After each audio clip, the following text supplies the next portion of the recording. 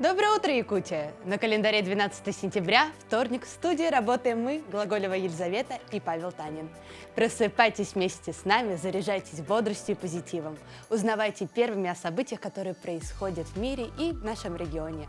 А теперь давайте же узнаем, что нас ожидает сегодня. Ожидает нас много интересного. Во-первых, актуально по сезону осенняя диета, как осенью вообще выстроить свое меню, чтобы оно было полноценным, а главное полезным. Узнаем об этом у врача-диетолога. Вы знаете, что такое аквариумистика? Современная аквариумистика имеет массу направлений. Например, в Якутске кто-то разводит рыбок, кто-то растений, а кто-то кораллы. Сегодня мы познакомимся с Георгием Яковлевым, который влюбился в подводный мир еще в школьные годы.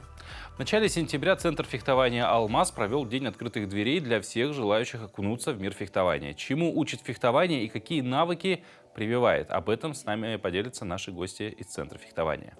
В Санкт-Петербурге в Измаилском саду утеплили шарфом петербургского ангела. С начала холодов горожане стали приносить для него уютные шарфы. Ну и не забывайте, конечно, про наш телеграм-канал, где тоже много всего интересного появляется. «Утро Якутии», ссылка внизу, там же рядом QR-код, который можно отсканировать при помощи смартфона. Ну а по традиции начнем, конечно же, наш эфир с информации о погоде. По данным Гидромедцентра, сегодня в 6 часов утра в центральных районах Якутии температура воздуха была от -2 до +1 в заречной группе, от -4 до +2. В южных от -4 до 0, в Вилюйской группе 4-6 градусов тепла. В Нижнеленских от +4 до +5, в западных от +2 до +6. В Колымо-Индигирской группе улусов от 2 до 6 градусов тепла. В Янских от -6 до +6 на северо-западе, 3-5 со знаком плюс. В городе Якутске температура воздуха в 6 часов утра составила +3 градуса, атмосферное давление 751 миллиметр ртутного столба, штиль. А сегодня днем в столице республики ожидается без осадков, ветер юго-восточный 2,7 метров в секунду, температура воздуха днем в столице Якутии сегодня прогреется максимум до +12 градусов.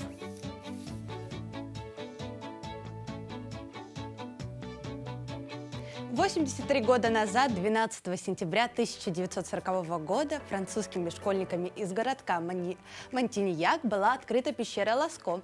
Они случайно обнаружили пещеру, стены которой были сплошь покрыты удивительными рисунками людей и животных – быков, зубров, носорогов, лошадей, оленей, нарисованными в натуральную величину. Возраст изображений был оценен 15 тысяч лет. 27 декабря 1940 года пещера Ласко была квалифицирована как исторический памятник Франции. О других интересных датах и событиях узнаем прямо сейчас. На календаре 12 сентября. Сегодня отмечают Международный день памяти жертв фашизма, Международный день вязания крючком, День танкиста в России. По народному календарю наступал День Александра Сытника. Сытником Александра на Руси прозвали за то, что в его день было принято накрывать богатые столы, собирать гостей и устраивать пиры. Обыкновенно в этот день готовили сытную кашу, ячменную на молоке. И, конечно, подавали на стол свежий хлеб из зерна нового урожая. В этот день Петр I издал указ, запрещавший жителям столицы подбивать сапоги и башмаки скобами и гвоздями. Дело в том, что первые мостовые в городе были деревянными, и Петр настоятельно о них заботился. Пещера Ласко была открыта французскими школьниками из городка Монтиньяк. Они случайно обнаружили пещеру, стены которой были сплошь покрыты удивительными рисунками людей и животных – быков, зубров, носорогов, лошадей, оленей, нарисованными в натуральную величину охрой, сажей и мергелем. Также в этот день состоялась церемония бракосочетания Джона Кеннеди и Жаклин Лебувье. 7 лет спустя Джон Кеннеди был избран 35-м президентом США. В этот день родились Татьяна Доронина, советская и российская актриса театра и кино, режиссер, народная артистка СССР. Владимир Спиваков, советский и российский дирижер, скрипач, педагог, народный артист СССР. Ирина Роднина, советская фигуристка, олимпийская чемпионка, российский общественный деятель. Милен Фармер, французская певица, композитор и актриса. Именины сегодня отмечают Александр, Алексей, Ангелина, Аполлинарий, Арсений, Василий, Гавриил, Григорий, Даниил, Евгений, Елизавета, Ефрем, Иван, Игнатий, Корнилий, Леонид, Макар, Максим, Николай, Павел, Петр, Сава, Семен, Степан и Федор. Ну а каждый сезон мы меняем гардероб, но врачи, кроме этого, рекомендуют осенью также менять и рацион. Причем не просто переходить на сезонные овощи и фрукты. Как выстроить меню осенью и правильно перейти на сезонное питание? Поговорим об этом по правилам питания осенью, как вообще придерживаться чего и так далее. Об этом поговорим с Анастасией Савиной, врачом-диетологом Республиканского центра общественного здоровья и медицинской профилактики. Анастасия, доброе утро. Доброе утро. Доброе утро. Вот, ну, собственно, первое, да, какие правила питания осенью нужно соблюдать? Ну да, действительно, переход от одного сезона к другому сезону всегда является стрессом для человека, хотя это и его физиологическое состояние. Естественный ход Да, вещей. идет гормональная перестройка, и очень важно здесь действительно учитывать такие моменты, как питание, как режим дня, тоже немаловажно.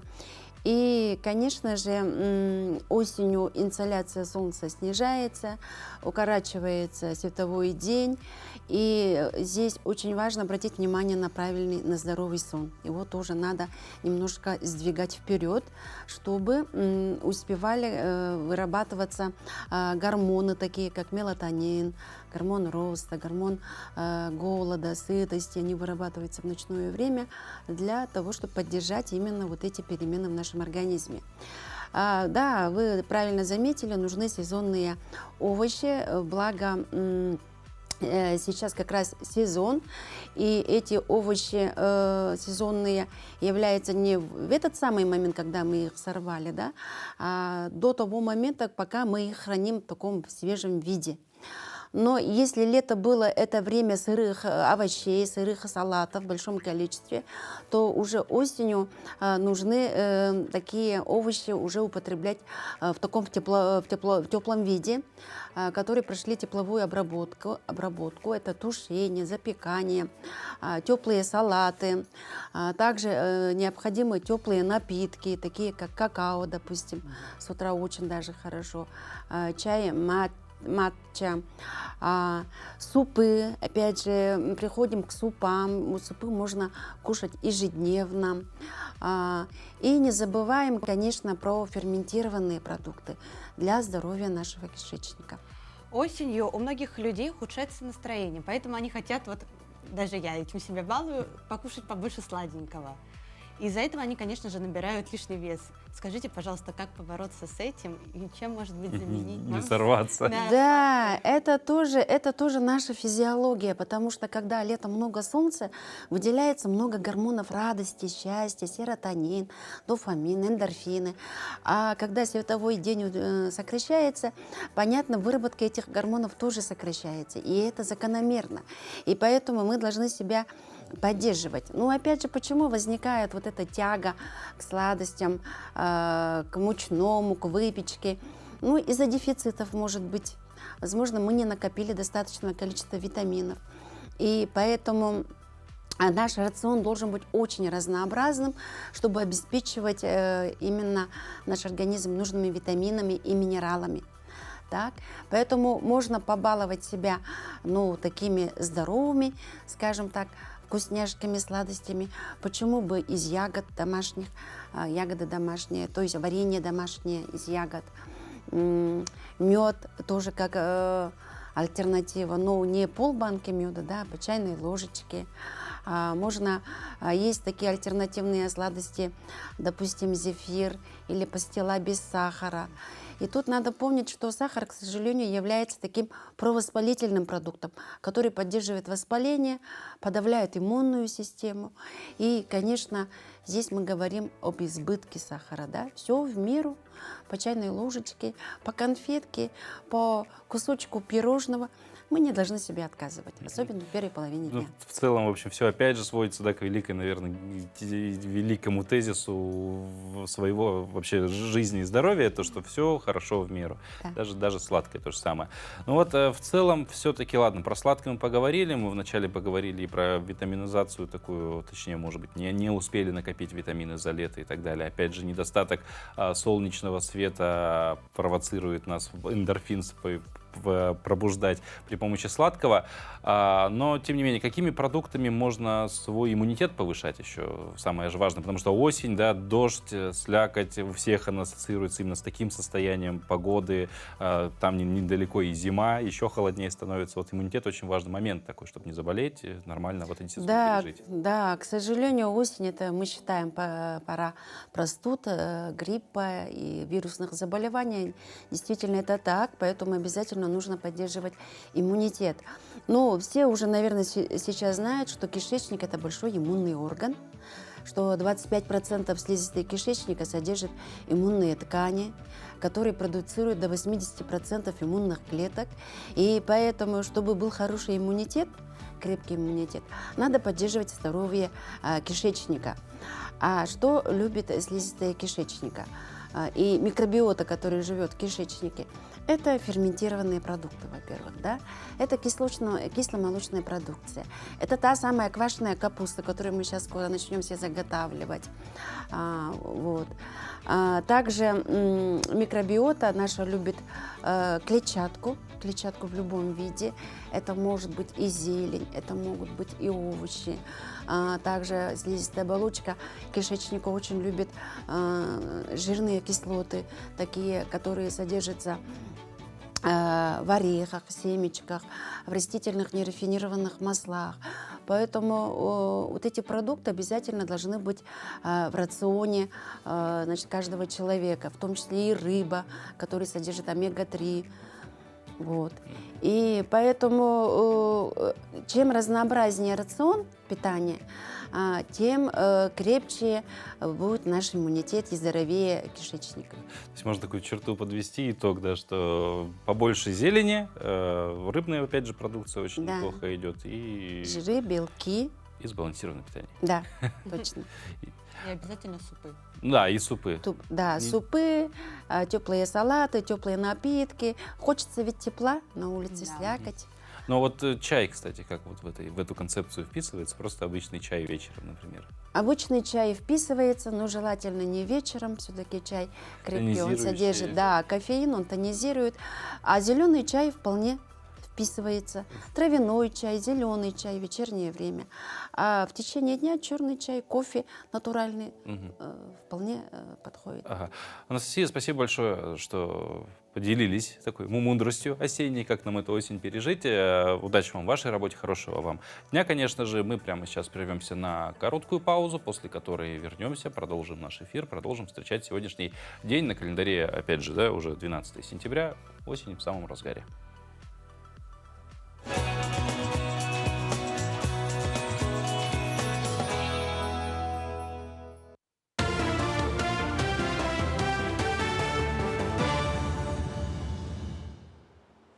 Коллеги, доброе утро. Доброе утро, Якутия. Сейчас блок новостей. Министерство по развитию Дальнего Востока и Арктики предложило расширить условия дальневосточной ипотеки для работников оборонно-промышленного комплекса. Также предлагают увеличить максимальный размер ипотечного кредита до 9 миллионов рублей с нынешних 6 миллионов. Кроме того, предложено дать возможность регионам приобретать без конкурса жилье для социальных нужд по аналогии с комплексным развитием территорий. Якутия подписала первые соглашения на Восточном экономическом форуме. Так, на полях форума подписали кредитный договор по финансированию проекта комплексной застройки микрорайона «Спортивный». Соглашение подписали гендиректор Республиканского ипотечного агентства Владимир Трегубов и зампредседателя правления Банк Дом РФ Кирилл Гришанов. Как отметили на встрече, строительство микрорайона «Спортивный» планируют полностью завершить до 2032 года. Сегодня у нас подписано соглашение, кредитный договор с Банком Дом РФ по открытию проектного финансирования микрорайона «Спортивный». В народе все его знают как 17-й квартал. Данный проект, конечно, очень большой, масштабный, не побоюсь этого слова. Это позволит, конечно, решить решение вопросов по ветхому аварийному жилью, ну и строительству нового комфортного жилья для наших горожан, для наших жителей. Данный вопрос, конечно, решался очень давно, и очень нужно это, конечно, для жителей не только 17-го квартала, микрорайона «Спортивный», но и вообще для жителей в целом. Продолжается планомерное предоставление мер поддержки участникам спецоперации и членам их семей. Особое внимание уделяется детям военнослужащих. В детских садах отменена плата за присмотр и уход. Предоставляют бесплатные путевки в детские оздоровительные лагеря. В школах с 5 по 11 классы организовано бесплатное питание. Дети участников спецоперации при поступлении в средние и высшие учебные заведения идут в приоритетном порядке, а после зачисления получают повышенную стипендию. Также сами военнослужащие пользуются правом приоритетного зачисления в учебные заведения. 12 военнослужащих теперь станут студентами, в том числе 3 среднего профессионального образования и 9 военнослужащих станут студентами высших учебных заведений республики. Работа по предоставлению мер поддержки участникам специальной военной операции, членам их семей в республике продолжается. В России регистрируют первые случаи заболевания гриппом. Подъем заболеваемости ожидается в конце года. Он будет средней интенсивности. Об этом сообщила глава Роспотребнадзора Анна Попова. По ее словам, в этом году наблюдается более раннее начало сезона заболеваемости ОРВИ и гриппом. Почти 45% всего необходимого объема вакцины от гриппа уже поставлено в регионы. И прививочная кампания набирает обороты. В регионы поставляется преимущественно 4-валентная российская вакцина. В республиканской больнице номер 1 стартовала неделя качества и безопасности пациентов. Она посвящена Всемирному дню безопасности пациентов. На протяжении 7 дней в отделениях будут проводить акции, флешмобы и дни открытых дверей. Также в программе практические конференции для медперсонала, где эксперты расскажут о повышении эффективности медицинской деятельности для обеспечения безопасности пациентов. Отметим, в прошлом году республиканская больница успешно прошла сертификацию в системе качества и безопасности медицинской деятельности Национального института качества Росздравнадзора. По итогам аудита установлен высокий уровень соответствия. В течение 2 лет мы проходили аудит Национального института качества по системе менеджмента качества. Это довольно-таки строгие требования, но хочется сказать, что наш Национальный центр медицины до этого работал в стандарте ISO 15, и нам удалось на именно платформе ISO построить вот эту систему менеджмента качества. Сейчас любая уважающая медицинская организация должна иметь сертификат качества для того, чтобы оказывать безопасную медицинскую деятельность. И в прошлом году именно благодаря нашему коллективу, благодаря именно упорству нашего коллектива мы смогли доказать, что мы лучшие, и мы здесь в стенах нашего центра, флагмана здравоохранения нашей республики, оказываем безопасную медицинскую деятельность. Около 30 тысяч туристов в августе посетили Россию по электронной визе. Половина из них – граждане Китая. Об этом заявил министр экономического развития Максим Решетников.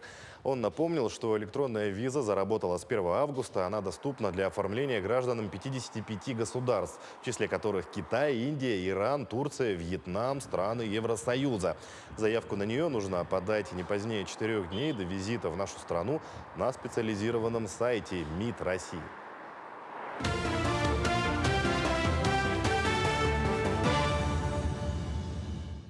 Доброе утро, Якутия! Восточный экономический форум стартовал с открытия улицы Дальнего Востока. Все 11 субъектов макрорегиона представили экспозиции, посвященные ключевым проектам, достижениям и перспективам инвестиционной деятельности. С ключевыми проектами Якутии знакомился наш коллега Петр Васильев. Республика зашла на улицу дальневосточных регионов сразу с козырей. Фирменные бриллианты, золото, серебро, мамонтовые кости – все это ради того, чтобы заинтересовать гостей и участников форума, а также потенциальных туристов. Так, например, благодаря участию Якутии в аналогичной выставке прошлого года туристический поток этим летом вырос в несколько раз. Количество туристов в целом с Российской Федерации и из других стран у нас увеличивается. В прошлом году мы поставили исторический рекордный туристический поток в количестве 237 тысяч. Но на самом деле туристов больше, потому что не все останавливаются в гостиничных номерах. Многие туристы выбирают для себя путешествия экстремальных видов спорта, поездок, которые не классифицированы в гостиницах, не останавливаются и, соответственно, в статистику не попадают. В среднем до 500 тысяч туристов у нас в год получается, и мы понимаем, то, что сейчас нужно вести работу по наращиванию инфраструктуры. Еще одна площадка экспозиции Якутии – главная сцена. Здесь вся самобытная культура республики представлена не только дальневосточникам, но и зарубежным гостям. Звуки хомуса, танцевальные ансамбли, хор, артисты балета, певцы и даже осохой. Все, что выгодно отличает уникальность нашего региона. Мы везем в этом году второй раз балетную пару театра оперы и балета. Значит, эти ребята в прошлом году просто шикарно выступили, и мы решили продолжить и познакомить приморского зрителя большей программой. Мы везем еще более расширенную программу, покажем и классику, и современный балет. Вот.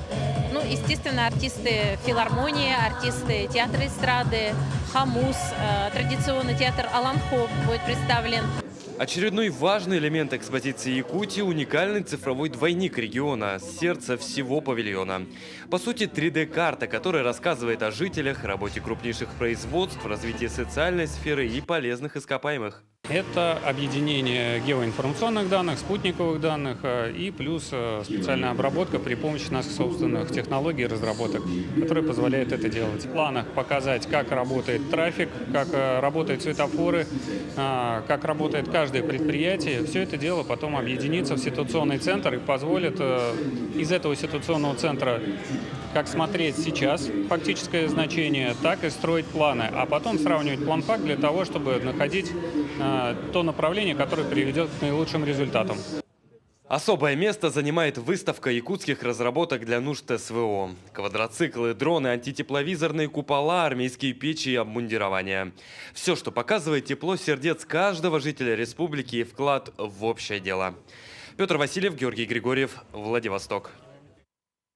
А тем временем в Измайловском саду в Петербурге утеплили шарфом петербургского ангела. С началом холодов горожане стали приносить для него уютные шарфы. Этой традиции уже много лет. Напомним, что скульптура установлена рядом с молодежным театром в 2012 году. Ее автор — кукольный мастер Роман Шустров. Он посвятил ангела петербуржцам прежних дней, которые пережили вместе со своим городом страшные времена, но сохранили интеллигентность, доброту и любовь к жизни. Конечно, граждане Питера, они такие добродушные. Петербуржцы. У них же тоже так холодно достаточно. Да вообще в одной почти чуть-чуть похожие климатические зоны у нас с Якутией. В одной широте мы находимся. Правда, зимы не такие суровые, но компенсируется все влажностью. Поэтому, когда смотришь там на температуру, понимаешь, что нужно готовиться к более суровым. Ну а почему бы нам, кстати, не начать укутывать свои памятники в якутские? В принципе, можно какой-то тоже такой символизирующий какой-то вот что-то наподобие ангела найти. Ну или в крайнем случае, скоро на площади, я так понимаю, Ленина вернется непосредственно сам постамент Владимира Ильича, и можно будет и его укутать в шарф. А что он там стоит без шапки зимой? Да. Уши отморозить, в конце концов. Вот. Но для своих. Осенняя ярмарка прошла в эти выходные в Ленске. Ярмарки обычно вызывают большой ажиотаж. Вот и это не стало исключением. Еще до ее открытия у прилавках уже стояли очереди. Как прошло мероприятие и довольны ли организаторы, узнала об этом Светлана Балеева. Подходим, не стесняемся, открываем свои кошельки, достаем денежкой и берем продукцию. Витаминная, хорошая, желанная. День выдался солнечный и теплый. Это было как нельзя кстати для воплощения задуманного доброго дела. Ведь осенняя ярмарка с символичным названием «Для своих» проводилась в поддержку ленинских ребят, находящихся в зоне проведения специальной военной операции. Она у нас получилась даже не то что районная, а у нас есть продукция с Алекминска нам присылали. По количеству участников, пытались все сделать правильно. Пытались сначала вести учет, а потом это просто стало каким-то комком нарастать. И были люди, которые сегодня просто приходили и приносили. Ну, я думаю, так по смелым подсчетам здесь, наверное, если и организации, и людей считать, то где-то 40-50 участников. Помогали организаторам ярмарки все – общественное движение «Ленинский покров ВМ», предприниматели, волонтеры и неравнодушные ленчане. Ярмарка проходила на площади Ленина, и здесь установили столы, на которых было представлено огромное количество разных вкусностей. Традиционно, конечно, овощи со своего огорода. Кабачки, их были горы, морковь, огурцы, помидоры – все это разлеталось на глазах. Мы торгуем картошкой, кабачками, есть патиссон, репка. Уже распродали тыкву. Такие ярмарки, конечно, нужны. Они поднимают дух, наверное, населения. Сейчас только пришли, уже закупились овощами. Пойдем дома готовить. Соленье, варенье, выпечка, комнатные растения и рукоделие. Трудно сказать, чего здесь только не было. Комитетом были подготовлены. Оказалось, у нас очень рукодельный комитет. Очень много вкусностей было ими приготовлено. Разобрали все в считанные минуты. 20 минут. И, собственно говоря, стол вы уже можете увидеть почти свободен. Я буду надеяться, что данное мероприятие будет проводиться гораздо чаще, потому что мы видим, что оно востребовано. Люди готовы идти, готовы помогать. Полевая кухня и солдатская каша, горячий шашлык и чай. Также для линчан была организована тематическая фотозона, где работал профессиональный фотограф. Прошел и праздничный концерт. После него организаторы ярмарки рассказали о средствах, собранных организациями и предприятиями для нужд наших бойцов, находящихся на СВО. Вырученная сумма с ярмарки составила более 370 тысяч рублей. Все товары, представленные на осенней ярмарке для своих, были раскуплены буквально за полчаса. Все вырученные средства будут направлены на поддержку бойцов, находящихся в зоне проведения специальной военной операции. Светлана Балеева, Виталий Андреев, Ленск. Ну а тем временем на завтрак можно и нужно есть сладости. В этом уверены диетологи. Именно в сладком десерте заключен богатый источник энергии, а утром это как раз то, что нужно. С утра можно побаловать себя вкусным пирожным. Торт «Наполеон» — это один из наиболее вкусных и изысканных десертов. Классическое блюдо представляет собой нежное пирожное из слоеного теста, которое дополняют легким заварным кремом. Десерт готовят во множестве кондитерских и часто подают в ресторанах. При этом история происхождения торта «Наполеон» известна далеко не всем.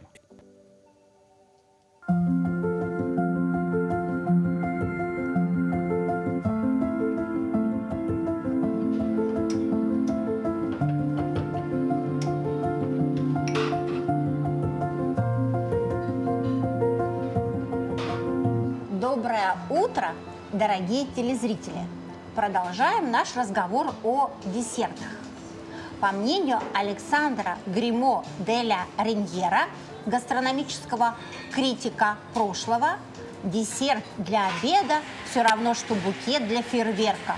И пусть сравнение это не совершенно точное, оно все-таки неплохо дает понять, что десерт должен быть самой блистательной частью трапезы, что он должен поражать, изумлять, чаровать и восхищать гостей.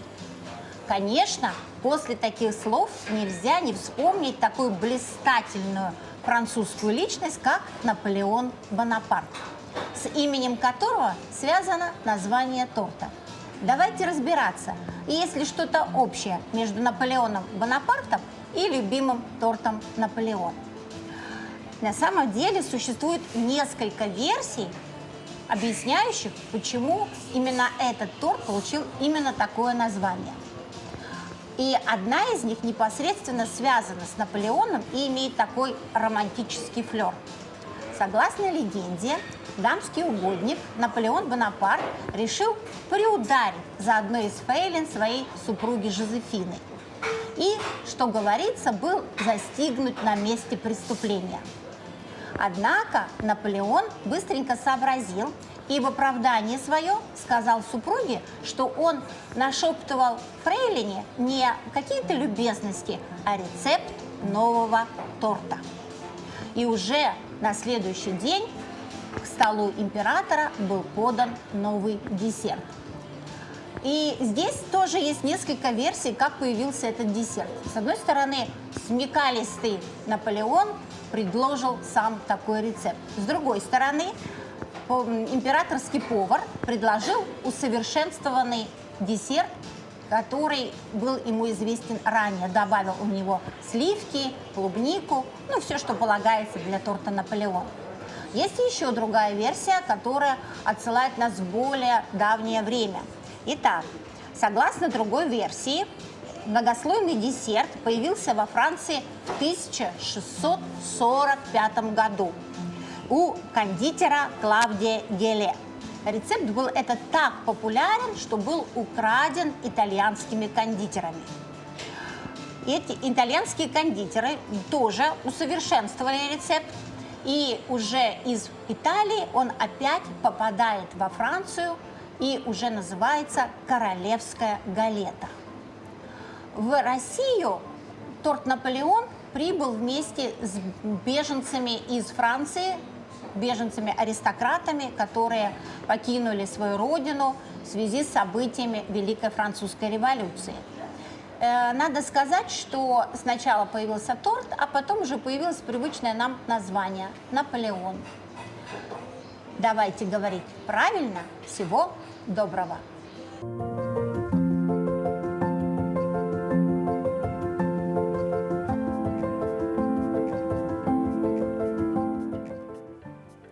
Вы знаете, что такое аквариумистика? Лично я до сегодняшнего дня не слышала этого слова. Так вот, аквариумистика – это очень древнее искусство. В литературе встречается упоминание о том, что разведением декоративных рыбок занимались еще в Древнем Египте и Китае.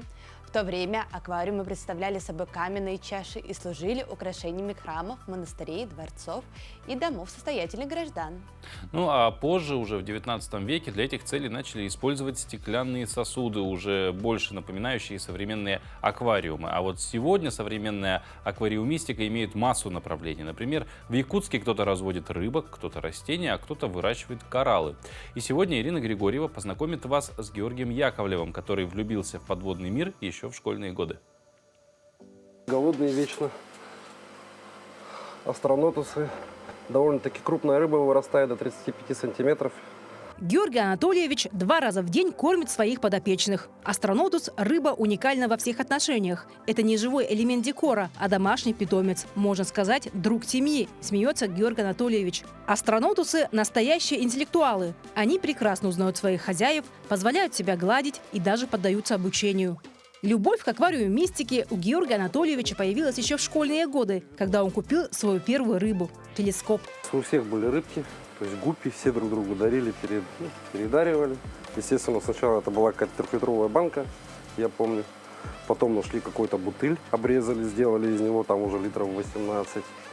Интерес перерос в увлечение, а затем и в собственное дело. Георгий Анатольевич, сантехник по образованию, полностью погрузился в удивительный подводный мир. Сейчас у него более 60 видов рыб. Среди них и тропические виды, и даже любимчик детей – акскалотль, в простонародье – лунтики. Обычно из пинцета кормят. Увлечение аквариумистикой – одно из самых популярных хобби. Наблюдение за рыбками позволяет расширить кругозор, снять стресс и даже усталость. Аквариум – это не просто предмет декора, это частичка загадочного подводного мира в миниатюре. Психологи отмечают, что грациозные движения рыбок, они расслабляют после трудного рабочего дня и немного дают порефлексировать. Благодаря современной аквариумистике сейчас можно разводить даже такие уникальные подвиды. Некоторые виды привыкли жить парами, либо небольшими стаями. Например, стайка Дания или красных неонов очень стильно смотрится в сочетании с правильно подобранными водорослями. Наиболее популярными являются такие виды – суматранские барбусы, скалярии, цихлиды, гуппи и золотые рыбки. Главное, что стоит помнить – размеры аквариума должны сочетаться с количеством и размером рыб. Чем больше рыб, тем больше аквариум. Хотят маленький аквариум, но хотят много рыбок. Такого не бывает. То есть потом начинается естественный отбор, рыбки начинают погибать. Просто не хватает места. И все-таки аквариум, я считаю, что для чего его вообще дома ставят? Ну, как я для себя думаю, что он должен быть красиво оформлен.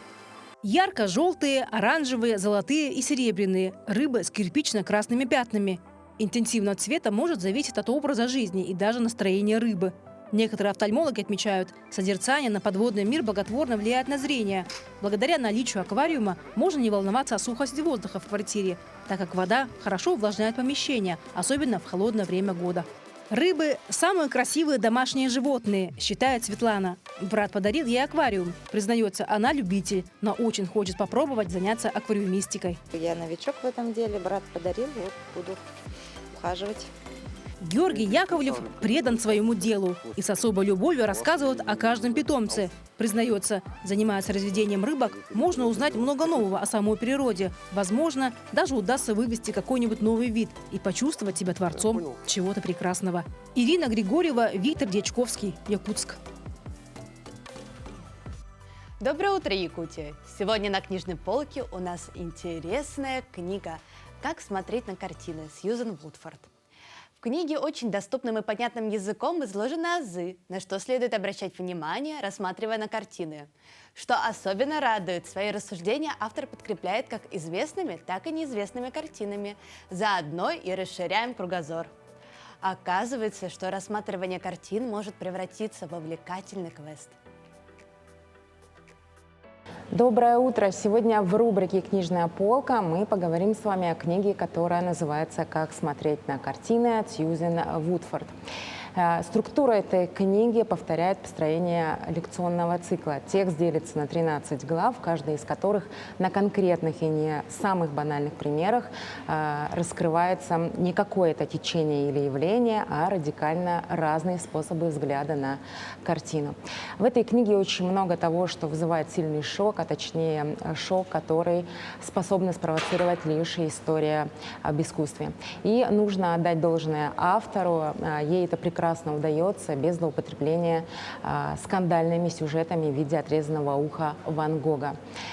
Эта книга абсолютно точно понравится любому взрослому, особенно тем, кто скептически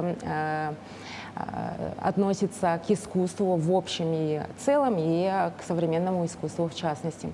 Язык здесь ясный, простой и не перегружен узкоспециальной терминологией, оттого читается достаточно легко и, можно сказать, даже шустро. И последнее. В общем-то, как же смотреть на картины? Внимательно смотреть, ничего не упускать, все взвешивать на весах внимания, обращать внимание на игру красок, на цвет, на формы, на все предметы. Хорошая картина заслуживает того, чтобы смотреть на нее долго. А все-таки как смотреть? Представлять, что случилось до изображенного момента, что случится в последующую минуту, если вдруг полотно оживет, и представлять, что картина художника — это личное сообщение для тебя. Я желаю вам приятного чтения и учитесь правильно смотреть на картины. До новых встреч! Проблема социализации людей с аутизмом остро стоит и в нашем регионе. Сегодня многие учреждения и организации пытаются создать благоприятные условия для детей и людей с таким диагнозом. И сегодня расскажем о некоммерческой организации, которая выросла из небольшого объединения родителей, где сейчас проходит реабилитацию дети с аутизмом. Вот. Развернуться можно с тобой? Да. Развернись. Инна Скрябина – мама необычного ребенка. Ее сыну Михаилу в 3 года врачи поставили диагноз аутизм. Вспоминая прошлое, женщина говорит, это был как гром среди ясного неба. Мой сын рос как обычный ребенок. Наша семья абсолютно не была готова вот к такой ситуации. И мы сразу начали листать информацию, читать, везде обращаться. И наше счастье, у нас в республике мы нашли психиатра Казакову Ирину Михайловну, которая в Москве работала в Институте коррекционной педагогики именно по вопросу аутизма. Она направила нас в Московский институт, нам подтвердили этот диагноз.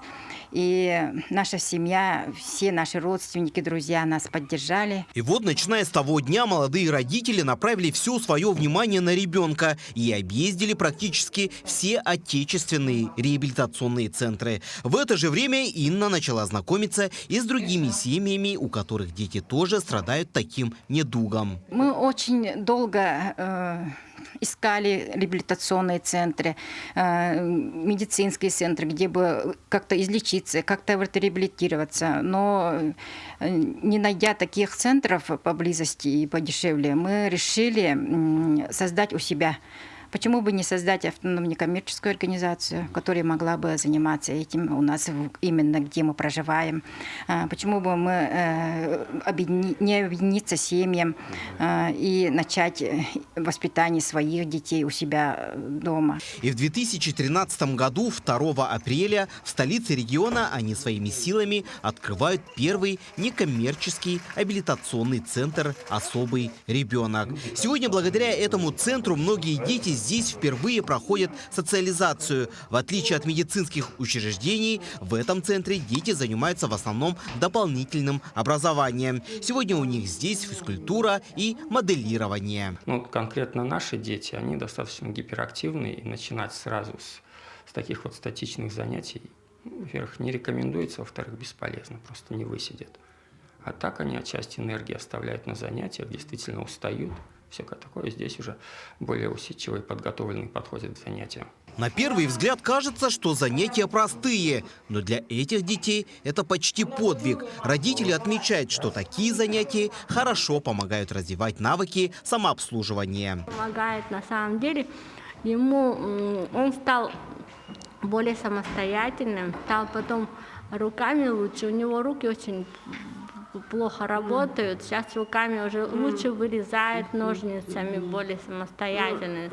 Стал что-то делать уже, понимаете? Потому что раньше все время я должна была его руку вести.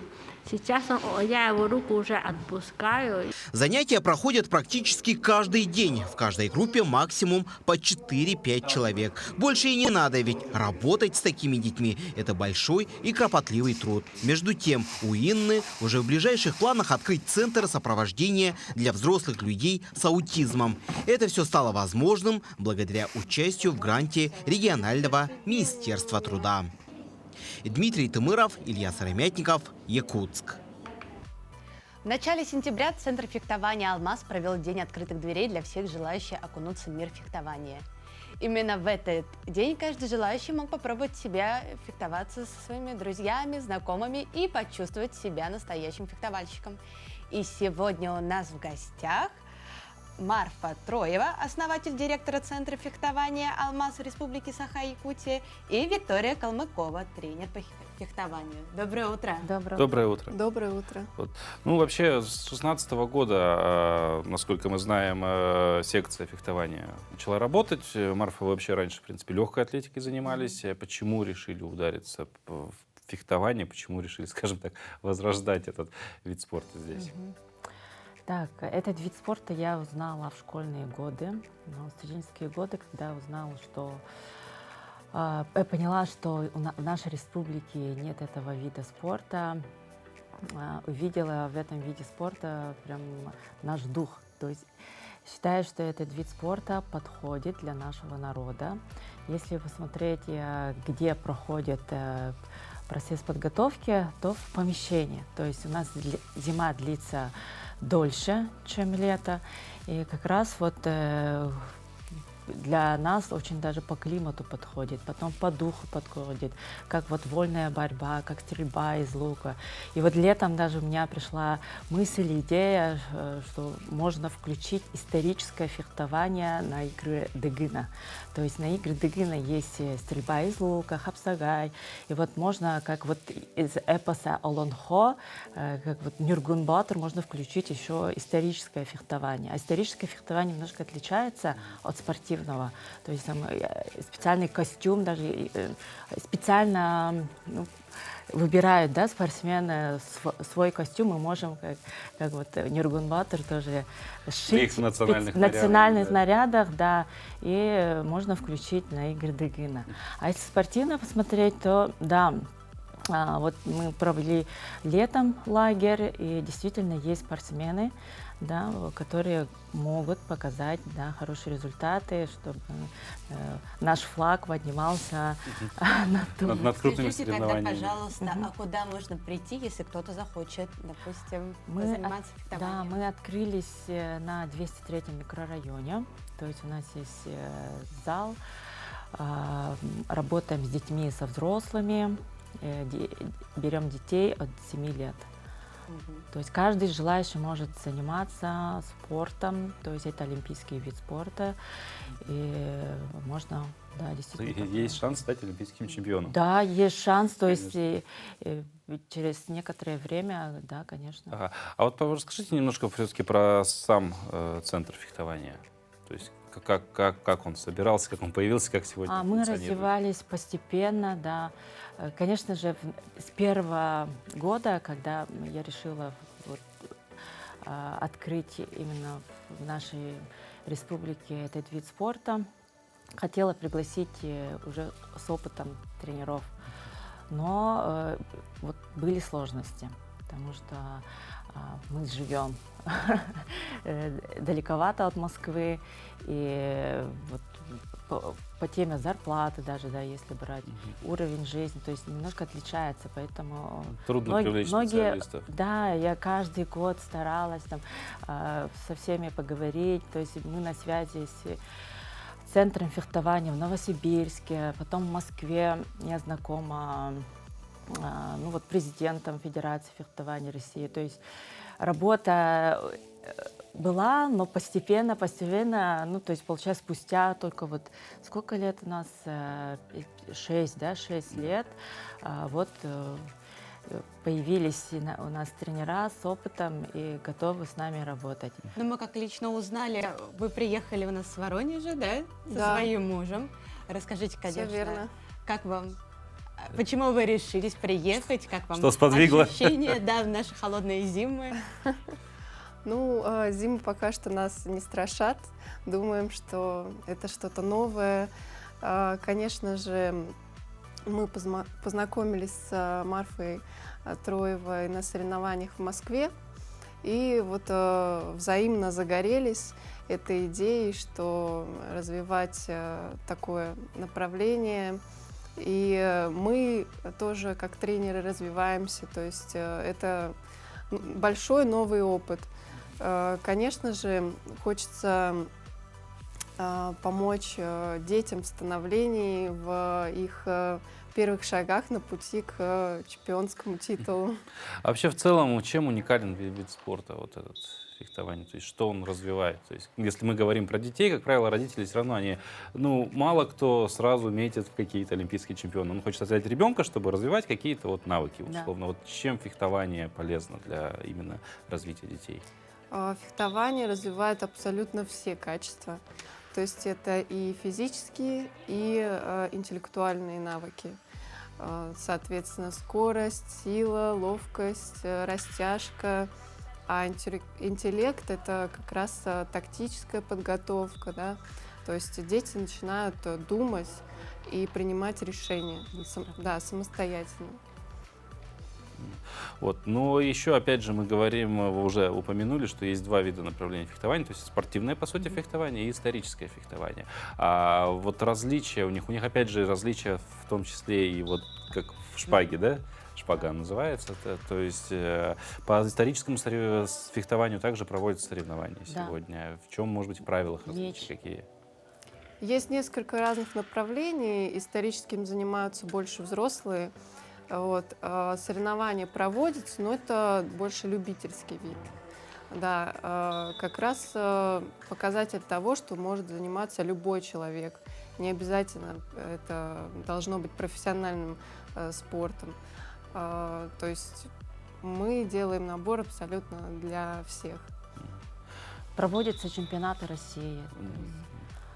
Ну, вот говоря про чемпионаты, про первенство, что мы можем сегодня говорить, наверное, про именно соревнования, хотя бы, ну, грубо говоря, на уровне республики? Так, мы еще представляем Федерацию фехтования в Республике Саха-Якутия. Сейчас мы получили документы, то есть, и сейчас идет аккредитация. Вот, получается, мы имеем право организовывать чемпионаты республики, первенства, и дальше развиваемся. То есть нас включают в базу Федерации фехтования России. Вот, мы держим с ними связи, они прям рады, что мы продолжаем развиваться. Потому что столько времени прошло. И мне самой уже, как спортсмену, вот и спортсмен же такой, все равно есть дух такой не сдаваться. Азарт спортивный до конца. Вот. Ага. То есть мы, в принципе, можем говорить о том, что в ближайшее уже время будут какие-то у нас местные уже соревнования проходить официальные именно под эгидой Федерации. И, соответственно, вот опять же очередная возможность наших спортсменов молодых отправлять уже там, на российские чемпионаты и так далее. Конечно. И это возможность приглашать к себе в гости. То есть уже спортсменов со всех городов России. Ну вот получается, с 2016 года вот, в базе школы мы тоже обучили тренеров, которые вот, из нашего города. Вот, они тоже продолжают развиваться постепенно. И считаю, что да, мы внесли вклад в развитие фехтования в нашей республике. Марфа, Виктория, спасибо большое. Ну, желаем дальнейшего развития и центру, и в принципе фехтованию в Якутии. Ну и давайте поддержим, так сказать, пальцы крестиком, да, что да, лет получилось. 10-15 у нас появятся, ну, если не олимпийские чемпионы, но хотя бы чемпионы России по фехтованию, ну, из Якутии. Всех приглашаем, так Спасибо. что детей и взрослых. Вот. Ну а прямо сейчас мы готовы передать слово нашим коллегам из информационной службы. Они расскажут о последних новостях.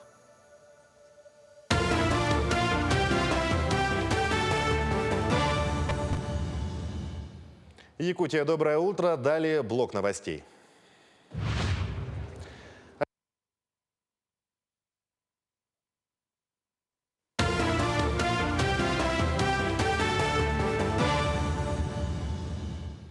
Якутия, доброе утро. Далее блок новостей. Аэрофлот и госкорпорация «Росатом» на Восточном экономическом форуме подписали меморандум о стратегическом сотрудничестве. Планируют создать производственную структуру в сфере разработки авиационной техники. Стороны планируют наладить производство комплектующих и компонентов для техобслуживания и ремонта иностранных самолетов с получением одобрения авиационных властей, уточнили в пресс-службе Аэрофлота. Документацию, необходимую для изготовления и ремонта компонентов, будет разрабатывать конструкторское бюро авиакомпаний. А РЖД в январе-августе зафиксировала рост экспортных перевозок в восточном направлении по сравнению с аналогичным периодом прошлого года. Экспорт на восток в целом увеличен на 8% за 8 месяцев. Также прирастают почти на 30% погранпереходы с Китаем. При этом объем инвестпрограммы РЖД в этом году почти 1 триллион 200 миллиардов рублей. Самый большой объем, 250 миллиардов, направлен на расширение перевозных способностей на восток. Уже за 8 месяцев строители выполнили объем предыдущего года. В связи с ростом цен на такси в регионах правительство просит отложить до 2025 года ряд требований нового закона об организации перевозок пассажиров и багажа легковым такси в России. Такое письмо направил вице-спикер Госдумы Борис Чернышов. В документе депутат сообщает, что сегодня по всей России наблюдается резкий скачок стоимости проезда в такси. По его словам, это обусловлено рядом факторов, в том числе подорожанием стоимости машин, топлива, необходимостью индексации зарплаты водителям. Кроме того, неподъемными по выплатам для региональных таксистов стали тарифы по ОСАГО, которые могут быть в 7 и более раз выше, чем для обычных автолюбителей. В этом году произошли существенные изменения по выдаче справок для малоимущих семей. Для признания семьи малоимущей нужно подать заявку на отдельную услугу – справка о признании семьи или гражданина малоимущими. Рассматривается общий доход на каждого члена семьи. В текущем году на получение данной справки подали заявки более 8 тысяч семей по Якутску, половина из которых уже получила их. Заявление на выдачу справки о признании семьи малоимущей граждане могут подать через госуслуги, МФЦ или портал Е-Якутия.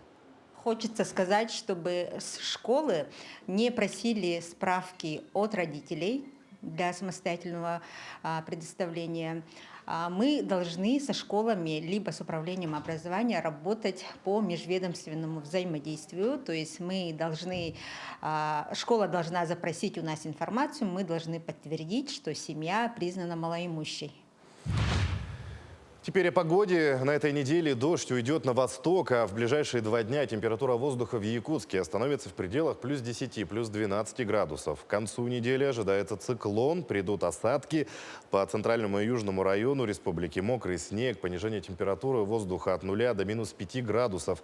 Такой прогноз предоставила начальник Якутского гидрометцентра Татьяна Маршалик. Всех интересует, будет ли бабье лето. Да, наметки бабьего лета есть на следующей неделе. Сначала для жителей запада республики начало недели и к середине для жителей центральных районов республики должна установиться антициклональная погода, то есть ночью мороз, днем солнце и прогрев. То есть такую погоду мы предварительно прогнозируем на середину следующей недели. Ели, сосны и черемуха теперь будут встречать гостей на Вилюйском кольце в Мирном. Там высадили аллею. Благоустраивать одну из достопримечательностей алмазной столицы работники начали еще в прошлом году. Однако не все саженцы прижились. Выбор пал на ели, черемуху и сосны, поскольку именно эти деревья хорошо переносят северный климат, неприхотливы в уходе. Сотрудники УМТС будут лично ухаживать за деревьями и следить, чтобы саженцы прижились. К текущему часу это вся информация. Всего доброго и удачного дня.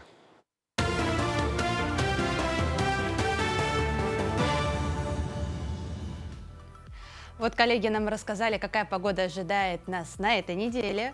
А мы давайте повторим, какая погода ожидает нас сегодня за окном. На 6 часов утра в центральных районах -2 до +1 градуса. В Заречной группе от -4 до 2. В Южной от -4 до 0. В Вилюйской группе от 4 до 6. В Нижнеленских от 4 до 5 градусов. В Западных от 2 до 6. В Колыман-Дигирской группе Улусов от +2 до +6. В Янских от -6 до 6 градусов. На северо-западе от 3 до 5 градусов. В Якутске температура воздуха на 6 часов утра составляет +3 градуса. Атмосферное давление 751 миллиметров ртутного столба. Ветер штиль. Сегодня днем ожидается погода без осадков. Ветер юго-восточный 2,7 метров в секунду. Температура +10, +12 градусов по Цельсию.